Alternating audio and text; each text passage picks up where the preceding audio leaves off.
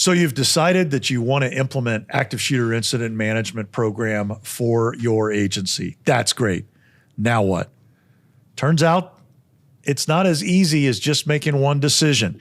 Kami, what are some of the things that get in the way of implementing an active shooter incident management process? So we really have 4 buckets. We have policy, partners, training, and maintenance. And that's where we're trying to pull from. That's what we're trying to organize and address when we're considering implementing active shooter incident management. Why is that something that people miss when they say, okay, I want to implement this? They just tend to focus on the training and schedule up a couple of training classes and think it's going to magically solve itself. Yeah, it's like, we do this once a year. There's a once a year training, and this is not a high probability, high consequence. It's a high consequence, but it's not high probability it's going to happen in my jurisdiction. So a lot of times it falls to the wayside.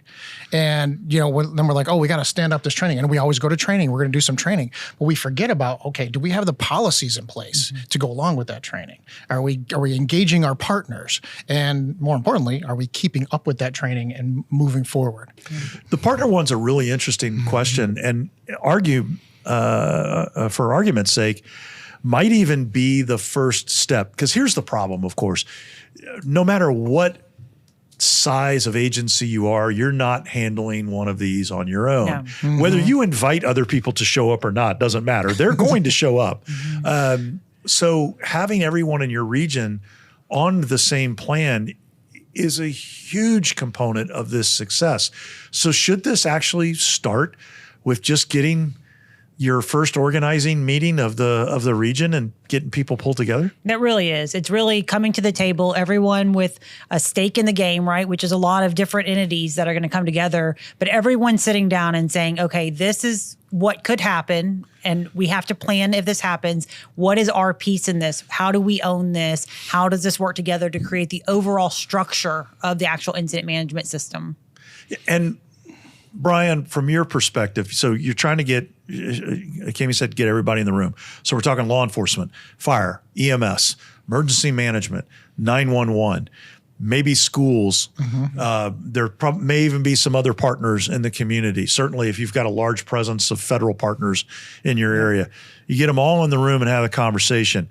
How does that work when half the people in the room don't like the other half of the people in the room? They don't even know why they're there. I mean, do you have to start by getting everyone to agree that it is a problem and an exposure? I think that is absolutely the first thing. Okay, we all know that this is a problem, that this could be a problem, and we have to get them to believe that if this happens in our area, we're all going to be working together. So we have to, beforehand, get together in a room.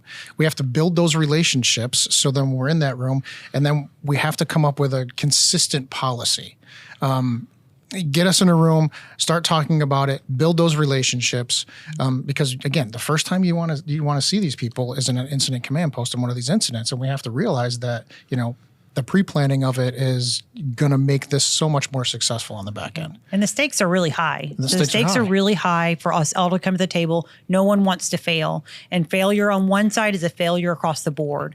And so it's recognizing this is bigger than your own agency. It's bigger than your entity. This is talking about the entire community and what we owe to the community as first responders or schools, administrators, all of us coming together and realizing if we fail on one side, we fail across the board, and we fail and we lose lives. Yeah. Is that first meeting, because it's so hard to break through to people, is that first meeting a ripe opportunity for inverted thinking? The idea of just before you get into the meat, you just say to everybody, we're here to talk about an active shooter event in our region, our area. Let's make a list of all the ways we could screw it up. Is I think that's even, when you're setting out the invites, it's like, okay, you don't want to participate. Well, what happens if you don't participate? Yeah. Are we going to be successful if you don't participate? If the school board doesn't want to get in board, well, what happens if there's a shooting near your school? How successful are you going to be? And then that inverse thinking, once we get them in that meeting, we can still continue on that inverse thinking discussion. And I think that's where they can see that if they're not a part of it, that it will be their own failure, right? So it is that inverted thinking that says, if you drop the ball on your side, that's going to be the failure. So if this doesn't work, and you weren't there at the table, you have created the failure. That is something that you have to own on your side by not doing that, right? So when we're talking about inverted thinking, we're like, how do we fail? Well, we don't communicate fire rescue and law enforcement. We don't communicate. That's a way we can fail. And then if they don't come to the table, that's something that they own on their own end.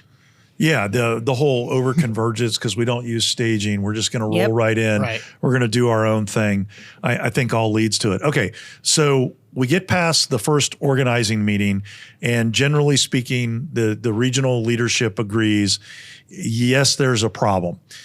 And I think that's getting agreement that as a region, you've got an exposure, you've got a problem, I think is a huge step forward, because once you acknowledge that, it gets hard to put your head back in the sand, doesn't it? Absolutely. Absolutely. And to realize, right, that you were offered the opportunity to come. And so that's something that you have to own after that, right? So if you're the one who steps back and says, I don't want to be a part of this, that's where your failure is. And so I do think that bringing those all to light and saying, we are all going to meet across the table for this. And so giving everyone the same opportunity. And I do think like letting them know they have a huge stake in it, whatever entity they are. I think a lot of people have reluctance to get involved to begin with. They're like, oh, it's not my wheelhouse. It's never going to happen in my area. Those all other things. But then once you get them together and you start really addressing these issues that could happen, they're like, wow, this was really important and we need to continue this and we need to create policy and have training and do all those other things. And it may be one person maybe that doesn't get along with everybody else. So have the meeting anyways. Have the meeting anyways and have whoever does get along with that person call them and say, hey, this was a really important meeting. This is what we learned.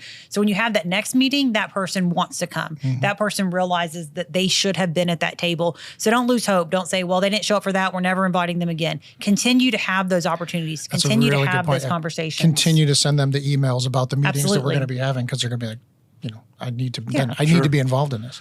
Okay, so let's move down the road a little bit. We've got general agreement among the leadership that we've got a problem, we need to do some work. And we need to at least some policy guidance before we really launch off on training. We may be able to do a little bit of introductory training, but we need to get into the policy stuff pretty quickly.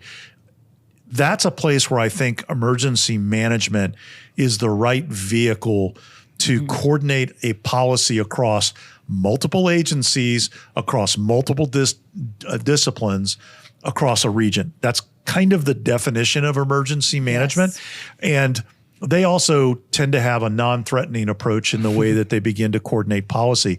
But I think my guidance would probably be pick a process that already exists, and I realize that people are listeners saying, sure, they're going to talk about the active shooter incident management checklist. Well, of course we are.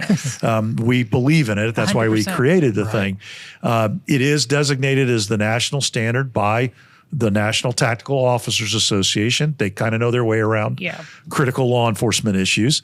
It has been validated and it's been used in real life successfully. So this becomes a blueprint for where to go, including a sample policy that we have that covers law enforcement, fire EMS, and is in its entirety 3 pages long. Yeah, you don't have to reinvent the wheel. That's right? what I was going to say. We've created a wheel and it's functional. It works. And so it is something obviously for it, but you're right. We believe in it. It is a functional process, but beyond that, beyond instructors for it, right? This has been used in after action reports and it has shown that it is effective and it is a national standard. And it keeps you from having those conversations and saying, this is only my idea, right? So fire rescue's coming and saying, this is my policy. I want you to do it this way. This is from the outside source. This is outside source, something that's already functional, already works, and says, implement this, change what you want to make it fit your community. But this is a way that's already been done. And that usually happens when you get a whole group of people in the room, is everybody has their own ideas. And sometimes it's like, okay, there's so many ideas, we just don't know where to begin. Yes. Well, we have a map of here's where you can begin, here's some things you can do, and then integrate them in here. So there's already a starting point. It's a common template, common language, common process. And the other thing that I would say is, because where does your region start and stop? For example, you might say, hey, okay, we're just going to work on our county and the mutual aid agencies within our county. But the likelihood is that mutual aid agencies across that county line are going to show up and participate. Well, if you're adopting a national program that's a national standard, Yes. it makes it a lot easier to then communicate to these other regions that may not be directly involved in your training. Hey, look, this is what we've adopted. This is what we're doing. This is where we're moving for. And everybody can get on the same page without having to go to the same training session. Yes. And if anybody's ever written a policy for their agency, usually step one is I'm going to email all of my friends to say, hey, do you have a sample policy That on is X? what we do. That's exactly what we how do. we write Yes. policies. And we're going to piggyback off of that and use that as our and we template. adapt it to our own communities. That is a common practice. Okay, so policy doesn't have to be that complicated. It does need, in our opinion, to be one joint policy Yes. for law enforcement, fire, EMS, all the agencies, which is one of the reasons we advocate for emergency managers to be the holder of this. Even at the county level, they can put it into the comprehensive emergency management plan, which in some jurisdictions carries the weight of being statute or law at the local level. In some places it's voluntary. But the point is that you've got a common placeholder that everybody subscribes to and says, in your SOP, we use this policy, and then here's the policy, and keeps everybody on the same page. Now let's talk about the training.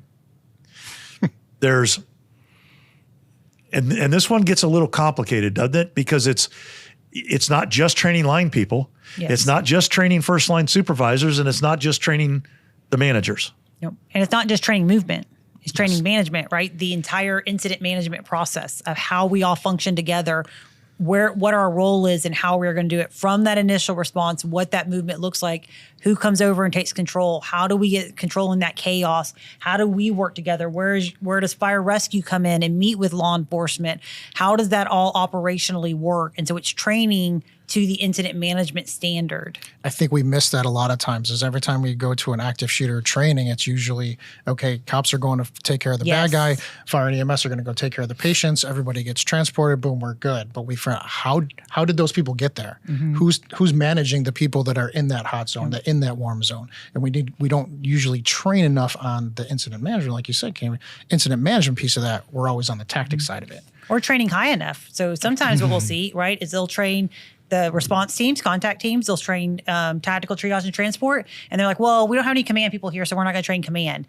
That's a mistake. Everyone should be training. Everyone should understand everyone else's roles. Even putting people who may never be in command or not for many years, put them in that role. See what they need. Why are they asking for things? Same thing with tactical. Put a brand new officer in tactical. Help them through the process, but put them in that role so that they can realize what they need downrange, right? That they can't see and hear everything. Same thing with triage. They can't hear and see everything because they're not downrange, but there's reason they need that information. Why is all of that important? So That's a good building point. out that structure. If you're a contact team or an RTF and I know what the person I report to Yes. is going to need, then I can help So him. much easier. I can help him while I'm down there. Hey, he's going to be asking for this. I have this information ready. Yes. He's going to ask us to do this. We can start planning Learning the for this roles. because I already know what that person, what tactical is going to ask or triage or transport. I think one of the other key elements that training officers constantly miss, just because they're inundated with how much that they've got to get done day to day, and I get it, is the long-term view. This is a long game. Yes. It's a long game. The line people you train today, 5 years from now, are going to be your first level supervisors. Absolutely. And your first level supervisors that you're training today, 5 years from now, are going to be your incident commanders and your incident management team. So you've got to kind of look at it that way, is that this is a long-going, Yes. long-running investment that is going to take time to get from starter to competency to maturity on Yes. the training program. And I think when you look at that holistically, you say, okay, we need to target everyone, but not everyone needs the same training. And I think that's part of where you need to trust your training officers to let them put together a plan. Yes. And say, okay, the line people need this level of training. Our first line supervisors need this level of training, and the incident managers need this level of training. Yes. So how do we roll that out? What tools do we have? So for example, we've got the active shooter incident management quick start program, ASIM Yes. Quick Start, which is online, free, takes 42 minutes to complete the whole thing, but puts everybody on the foundational information about the terminology, the Yes. roles, and how it comes together. It's a great start, but in and of itself, not enough.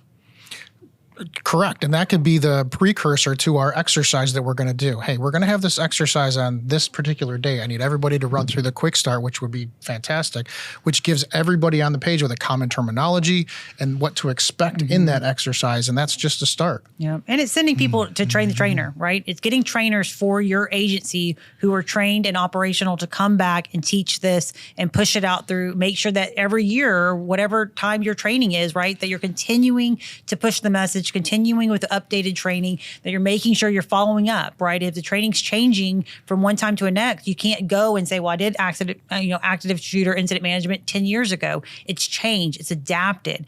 You have to keep up with that to make sure that you are maintaining the highest level of training for your agency. Yeah, and I think before, because I do want to jump into maintenance a little bit, before we leave that, I do also think that we need to remind leadership and the training officers and everybody out there who's an influencer within their organization, yes, this is going to cost money.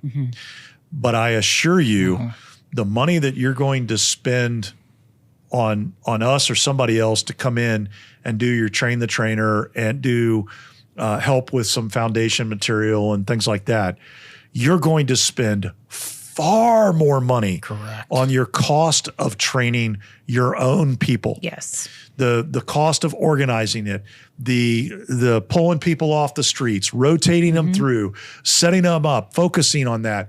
That money that you're spending to put your people in the seat for training is at least 10 times more expensive than what you're going to spend on some outside help. So get some outside help, whether you're a do-it-yourself organization or you want some outside help to come do it with you. Yes. Or whether you want outside help to come do it for you. Those all have different price points, and you can kind of mix and match to get where you need to be to make your organization successful. But don't underestimate and don't think you're going to do this for free. You're not.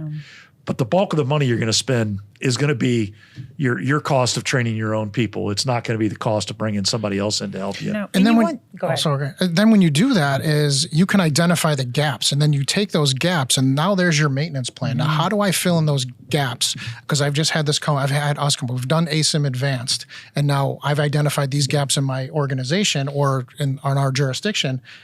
And the maintenance program is now, hey, we're going to fix this little problem. We're going to fix this little training problem. We're going to fix this little training problem. And that's how I use that. And having an outside entity come in and train, it gives outside perspective, right? Something that you're not seeing in your local agency. It gets out of that, this is the way we've always done it mentality, and allows you to have some training and experience to come in from different places, different people who have seen different things, even trained in different manners, to be able to come in and really advance your training. So I do think it's important. I know it's always, let's just do this in-house. Let's just build a scenario. We can get lazy in that, but we also cannot continue to push ourselves to advance that knowledge and experience base. Yeah, I completely agree with one of our instructors. I love him to death, has a way with words. And he used to say to people on a fairly frequently basis when this would come up, he'd say, well, I understand that's not the way you do it around here. It'd be pretty silly for me and these other 5 instructors to get on a plane and fly in here to tell you how you already do it. Exactly. You know, it just doesn't make sense. So let's talk a little bit more about maintenance. And one of the things that I want to address is retention.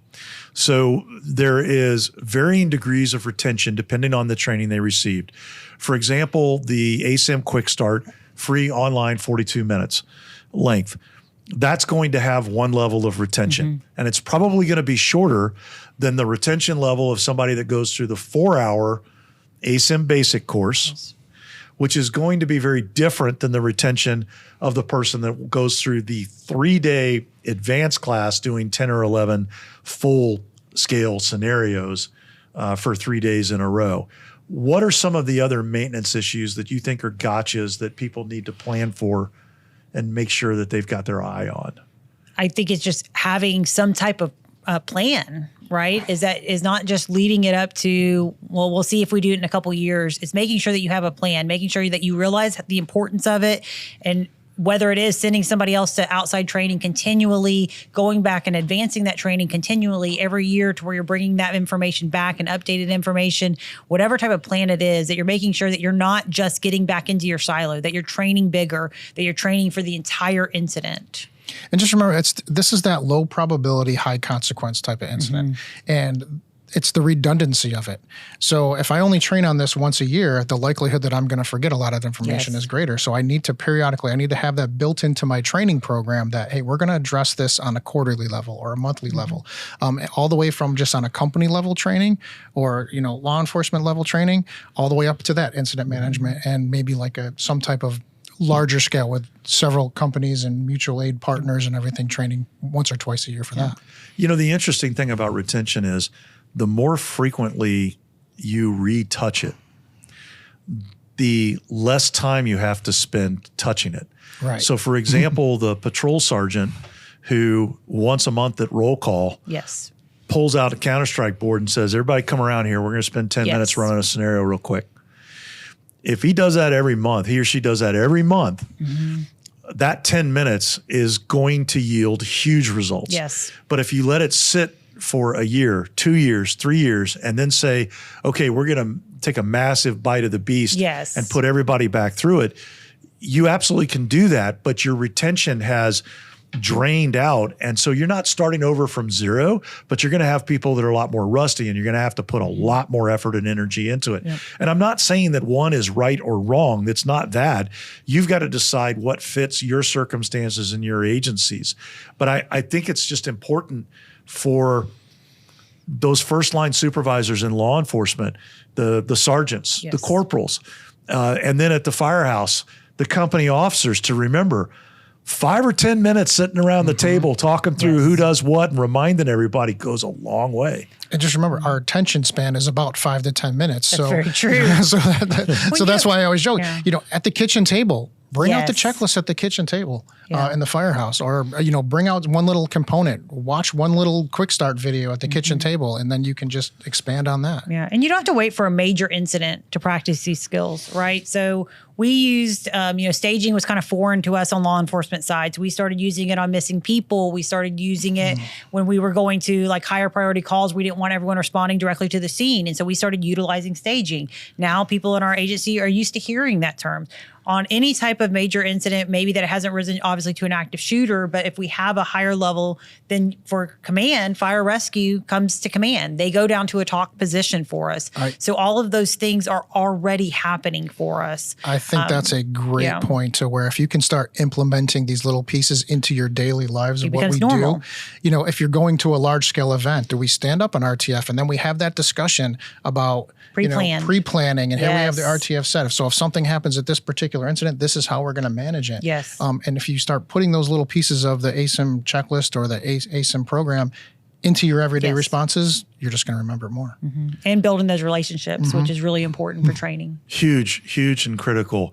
And I think the final thing I would say to the maintenance is make sure that in your budget planning that you as the chief are telling the city manager, the county manager, hey, we're going to spend an inordinate amount of time getting ramped up. Yes. But then I need an ongoing budget for maintaining this capability. And, if you're not going to spend it equally, airports is a really interesting example. So every airport that's rated by the FAA for passenger travel has to do a full-scale exercise every 3 years. And they provide funding for that. But in the off years, they have to do tabletops and they have to do functional exercises.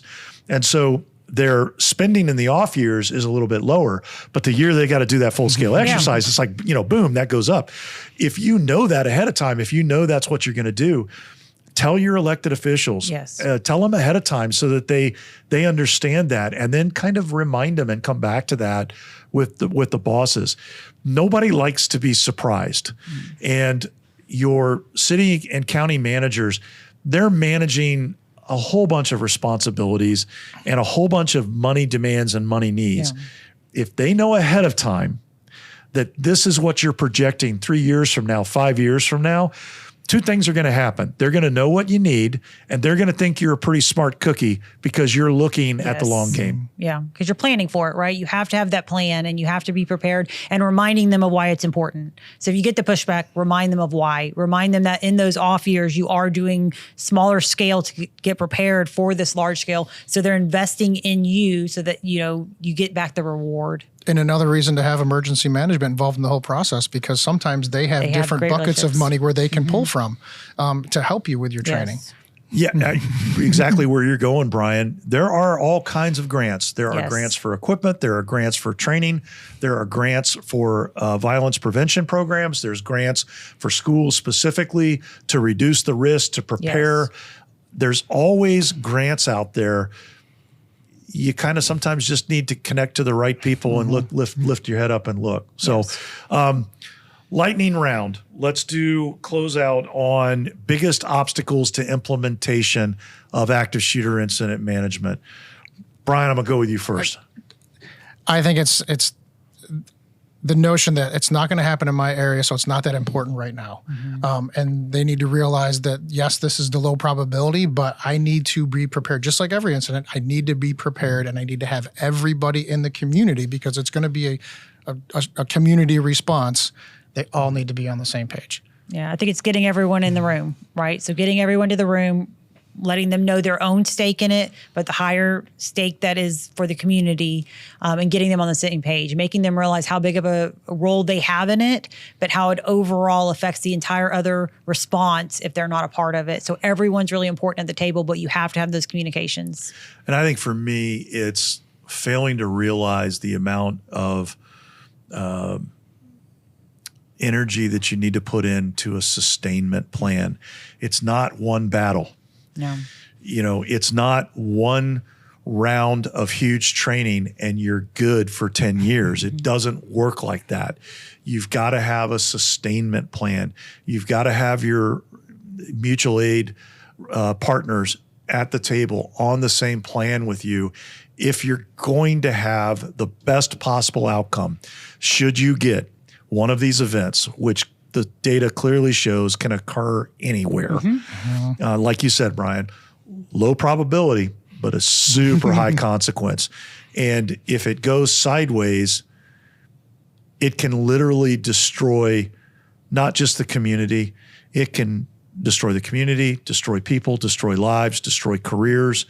It can carry prison implications, criminal charges, bankrupt a city. The outcome of the adverse consequence is almost immeasurable. Almost immeasurable. Brian, Kami, thanks so much for coming in today. I appreciate it.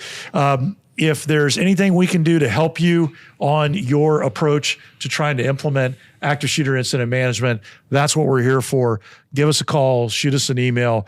We're glad to help. If you haven't already, please like and subscribe to the podcast. Helps us out a ton. Thank you to our producer, Carla Torres. And until next time, stay safe.